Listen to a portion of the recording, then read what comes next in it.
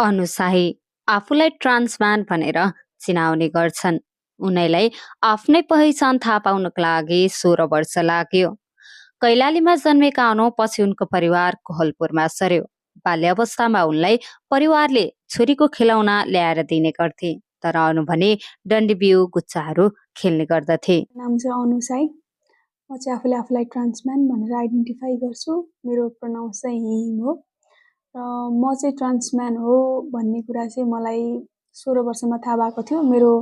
मेरो आइडेन्टिटी, मेरो सेक्सुअलिटीलाई लिएर चाहिँ मेरो जर्नी चाहिँ अलिकति अप्ठ्यारो पनि सजिलो पनि बितेको छ। म जन्मिँदाखेरि चाहिँ कैलालीमा जन्मेको हो। पछि हामी कोलपुर सिफ्ट भएका थियौँ।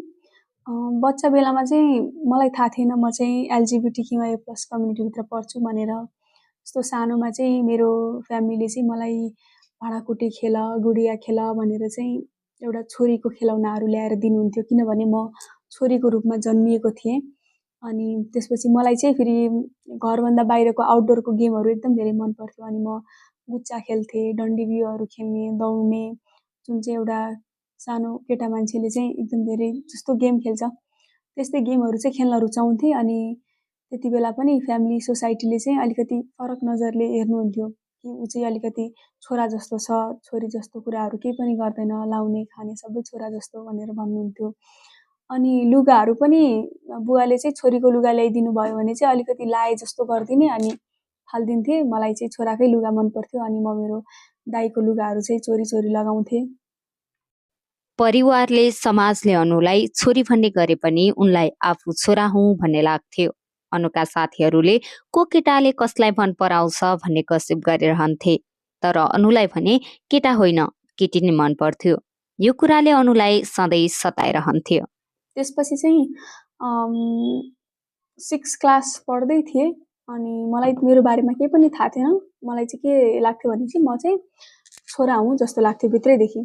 मलाई मेरो परिवारले, समाजले छोरी भनेर भने पनि चिनाए पनि मलाई चाहिँ म छोरी होइन, म चाहिँ छोरा हुँ जस्तो लाग्थ्यो बच्चै बेलादेखि। अनि हामी चाहिँ सिफ्ट भएर कोलपुर आयौँ।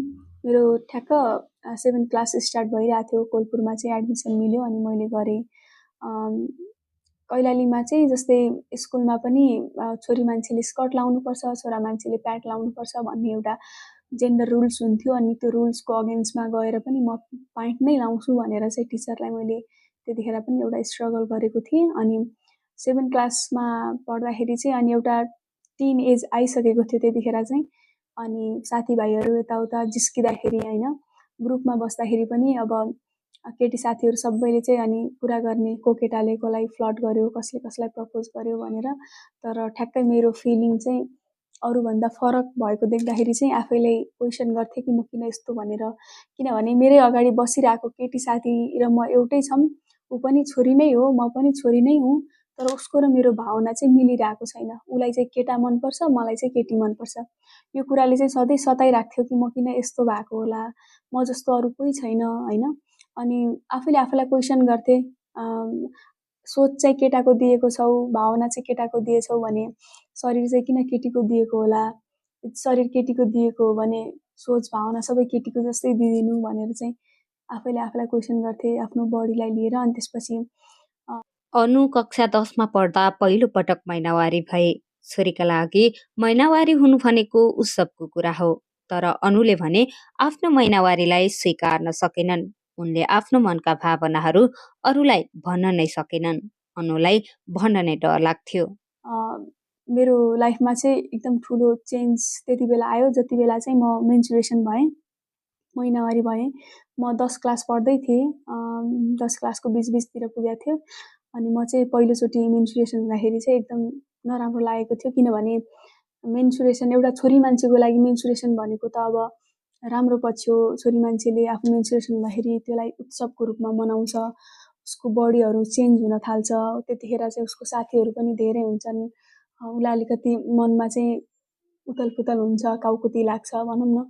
सो हरेक छोरी मान्छेले आफ्नो मेन्सुरेसनलाई चाहिँ उत्सवको रूपमा मनाइरहँदाखेरि चाहिँ मैले आफ्नो मेन्सुरेसनलाई कहिले पनि एक्सेप्ट गर्न सकिनँ। त्यतिखेर जब म मेन्सुरेसन भएँ मलाई अचम्म लाग्यो कि छोरा मान्छे पनि मेन्सुरेसन भयो, किनभने म सानैदेखि आफूलाई छोरा सोच्थेँ। अनि म चाहिँ मेन्सुरेसन हुँदैन, मलाई चाहिँ महिनावारी आउँदैन जस्तो लाग्थ्यो। तर आएपछि चाहिँ म एकदम धेरै ग्लानी फिल गरेको थिएँ भित्रैदेखि। अनि जुन बच्चैदेखि मैले मेरो बडी सपनामा एउटा मिररमा हेर्दाखेरि उभिएर मैले आफूलाई केटा नै देख्थेँ, एकदम राम्रो लुक ह्यान्डसम भएको केटा देख्थेँ। तर जब मेरो बडीमा चेन्जहरू आउन थाल्यो, मैले देखेको वाला बडी नभएर डिफ्रेन्ट एउटा छोरी मान्छेको बडी चाहिँ डेभलप भइरहेको थियो। त्यतिखेर चाहिँ मलाई एकदम धेरै गाह्रो भयो आफ्नो बडी डेभलप भइरहँदाखेरि। अनि मैले मेरो मम्मीलाई पनि जिस्काएर भन्थेँ सानैदेखि चाहिँ म चाहिँ मेन्सुरेसन नहुनुपर्ने हो, किन भएँ भन्दाखेरि मम्मी अब हाँसेर ठुलो भएपछि थाहा हुन्छस् यस्तो कुरा, तँलाई थाहा हुन्न त छोरी होस् भइहाल्छस् नि भनेर भन्नुहुन्थ्यो। तर मलाई बच्चैदेखि के लाग्थ्यो भने म चाहिँ छोरी होइन छोरा हो, मेरो जिम्मेवारी चाहिँ बुवाको जस्तो मेरो दाइको जस्तो हुन्छ, मेरो मम्मी र दिदी जस्तो चाहिँ मेरो जिम्मेवारी हुँदैन जस्तो लाग्थ्यो। एसई सकेपछि अनु काठमाडौँ आए। कोरोनाले गर्दा लकडाउन भएको थियो। परिवारले अनुलाई मोबाइल दिएको थियो। अनुले मोबाइलमा खोज्न थाले आफ्नो पहिचान। ठ्याक्क मेरो एससी सक्यो त्यतिखेरसम्म पनि म के हुँ भन्ने कुरा चाहिँ मलाई थाहा थिएन। मैले आफूले आफूलाई कुनै आइडेन्टिटी नै दिएको थिएन। सोसाइटीले फ्यामिलीले दिएको त्यो छोरीवाला बक्समा फिमेलवाला बक्समा चाहिँ मैले आफूलाई फिट नै ठान्दिनँ थिएँ। म यसमा फिट छैन, म यसमा कम्फर्टेबल छैन जस्तो लाग्थ्यो। अनि म चाहिँ भित्रैदेखि छोरा हुँ जस्तो लाग्थ्यो, तर कसैलाई पनि भन्न सक्थिनँ। त्यो भन्न नसक्नुको कारण पनि डर होला सायद, किन भनेपछि सोसाइटीले अब छोरा भएपछि एकदम धेरै मर्दाना हुनुपर्छ, हट्टाकट्टा हुनुपर्छ, कडा बोल्नुपर्छ भन्ने छ। अनि छोरी भएपछि लजाउनुपर्छ, बिस्तारी बोल्नुपर्छ, साथीहरू कम बनाउनुपर्छ, 6 बजीतिर घरभित्र आइपुग्नुपर्छ भन्ने जुन जेन्डर रुल्सहरू छ त्यो रुल्स तोडेको जस्तो लाग्थ्यो भित्रैदेखि। किनभनेपछि म छोरी भएर पनि छोरी जस्तो थिएन, मलाई चाहिँ केटाको लुगा लाउन मन पर्थ्यो, म म्यास्कुलन थिएँ अलिकति। त्यही भएर पनि सायद भन्न डराउँथेँ अरूसँग, मेरो फिलिङ चाहिँ यस्तो छ, म चाहिँ यस्तो हुँ भनेर। अनि अर्को कुरा भनेको अब समाजले चाहिँ योनि लिएर जन्मेपछि तिम्रो जेन्डर आइडेन्टिटी फिमेल नै हुनुपर्छ, तिम्रो अट्र्याक्सन चाहिँ छोरा मान्छेसँगै हुनुपर्छ, तिमीले छोरासँगै बिहे गर्नुपर्छ भनेको छ।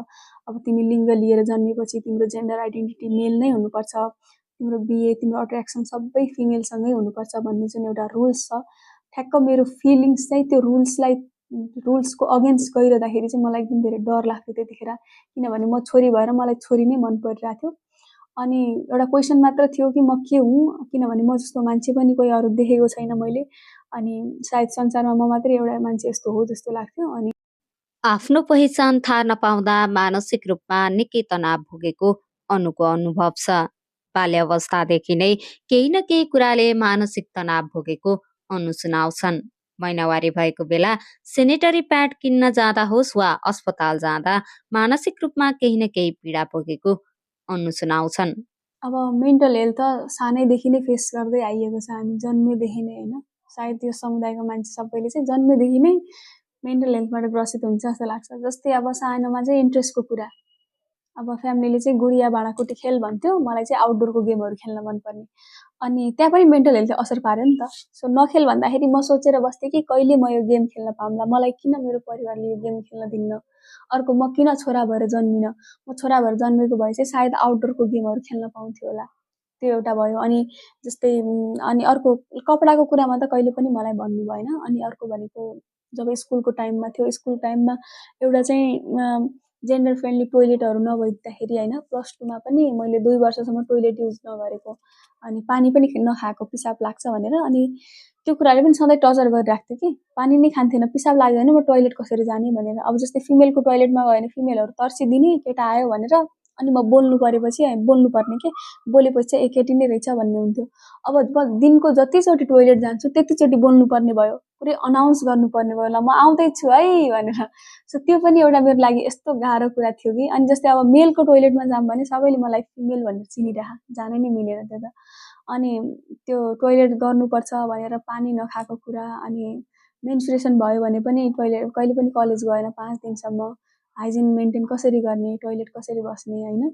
सो त्यो कुराहरूले पनि सधैँ टर्चर दिइरहन्थ्यो कि मलाई चाहिँ त्यो। अनि अर्को मेन्टल हेल्थको मेन कुरा भनेको मेरो मेन्सुरेसन, मलाई चाहिँ मेन्सुरेसन नै नभइदियोस्, मेन्सुरेसन कसरी रोक्ने होला भनेर पनि मैले धेरैचोटि कोसिस गरेँ हो कि। जस्तै मेडिकलमा फार्मेसीमा गएर मैले सोधे पनि छु मेन्सुरेसन कसरी रोक्ने होला भनेर। अहिले त होइन, बच्चा बेलामा त्यही 11-12 वर्ष हुँदाखेरि 15 वर्ष हुँदाखेरि। अनि त्यसपछि त्यो कुराले पनि सधैँ एकदम धेरै ट्रिगर हुन्थ्यो। अनि जस्तै म कोठाभित्र बस्यो भने चाहिँ एकदम सेफ छु होइन, कोठाबाट बाहिर निस्किने बित्तिकै अब जस्तै फार्मेसीमा गयो भने पनि प्याड किन्न गयो भने पनि तलदेखि माथिसम्म हेर्ने त्यहाँ फार्मेसीको मान्छेले।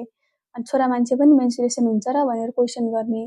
त्यो कुराले पनि एकदम धेरै ट्रिगर गर्थ्यो कि यो कुरा चाहिँ मलाई नभइदियोस् मेन्सुरेसन चाहिँ होइन। हस्पिटल गयो भने पनि अनि डक्टरले पनि अब जस्तै भाइ के भएको छ भनेर सोध्ने, अनि म बोल्यो भने चाहिँ यसरी बहिनी रहेछ भाइ भनेर भन्ने, अनि एकदम पर्सनल कुराहरू सोध्ने होइन।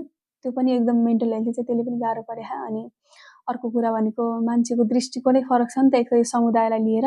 अनि जस्तै तिमी तेस्रो लिङ्गी हो समथिङ टाइपले लान्छना लगाउने कि अपशब्द वर्डहरू युज गरेर तिमी यस्तो उस्तो भन्ने।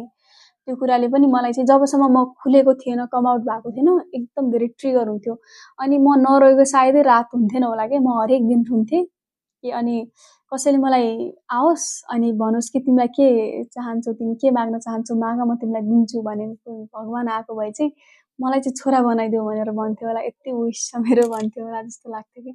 अनि त्यो कुराले चाहिँ एकदम धेरै जस्तै एउटा शरीर एउटा छ, भावना र मन अर्कै छ, अनि यो कुराले चाहिँ भित्रभित्रै मभित्र चाहिँ दुईवटा मान्छे लडिरहेको हुन्थ्यो कि। यो पनि मेन्टल हेल्थको प्रेसर नै हो। तर म यस्ता मानसिक तनाव दिने कुराहरूबाट आफूलाई टाढै राख्नका लागि परिवारको ठूलो हात रहेको अनु बताउँछन्। चाहिँ के लाग्छ भने सायद म एक्लै बसेको भए चाहिँ मलाई एकदम धेरै गाह्रो हुन्थ्यो होइन। किनभने चाहिँ म जबदेखि काठमाडौँ आएँ, घरमा त अब फ्यामिली नै भइहाल्यो पुरै, तर काठमाडौँ आएदेखि म दाइ कि दिदी कि भाउजूसँग नै बस्नु परेको कि। सो रुममा चाहिँ दुईजना मान्छे भयो भने चाहिँ अझ मेन्टल हेल्थमा अलि बढी ओभरथिङ्क चाहिँ अलिकति कम हुन्छ जस्तो लाग्छ। एक्लै भयो भने त म यति ओभरथिङ्क गर्थेँ कि सायद त्यति त कसैले पनि गर्दैन होला जस्तो लाग्थ्यो कि त्यतिखेर। कहाँदेखि कहाँ गर्थेँ। अनि त्यसपछि आफैले आफूलाई दोष पनि दिन्थेँ कहिलेकाहीँ। अनि कहिलेकाहीँ चाहिँ फेरि किन अब यस्तो भएर पनि किन बाँच्नु पर्यो होइन, म जस्तो कोही मान्छे छैन भने म मात्रै यस्तो भयो भने त भोलि बाँचेर पनि के काम जस्तो सोच त आउँछ। तर जब कोठामा दुईजना भइन्छ नि अहिले सोच्ने कुरा चाहिँ कम हुँदो रहेछ। अनि अब यस्तै सोचहरू आयो भने म कुरा गर्ने दिदीहरूसँग यताउता, अनि खानासाना पकाउन हेल्प गरिदिन्थेँ, लुगासुगा धुन। तर कोठाबाट बाहिर निस्किसक्यो भने त अब सबै साथीहरू भेटिन्छ होइन, जहाँ गयो त्यहीँ, काममा गयो त्यहीँ, प्रोग्राममा गयो त्यहीँ, स्कुल कलेज। त्यतिखेर चाहिँ यत्तिकै ह्यान्डल हुन्थ्यो, सोच्ने कुरा नै आउँथेन। तर अब बाहिर गयो भने नि कुनै इन्भाइरोमेन्टमा कसैले प्याच्च भनिदियो भने आफ्नो आइडेन्टिटीलाई लिएर, आफ्नो पर्सनालिटीलाई लिएर होइन, अनि फिमेल भएर म्यास्कुलाइन भएको छ भन्ने लिएर चाहिँ कसैले भन्यो भने चाहिँ चित्त दुख्थ्यो। तर जवाब चाहिँ फर्काउन सक्थेन। अनि किनभने मलाई धेरै थाहा पनि थियो नि त यसको बारेमा, बल्ल पो एडभोकेसी गर्दैछु, बल्ल थाहा पाउँदैछु यस्तो पनि हुने रहेछ भनेर। त्यो थाहा नहुँदाखेरि पनि एकदम धेरै गाह्रो हुने रहेछ कि मैले भन्न सकिनँ।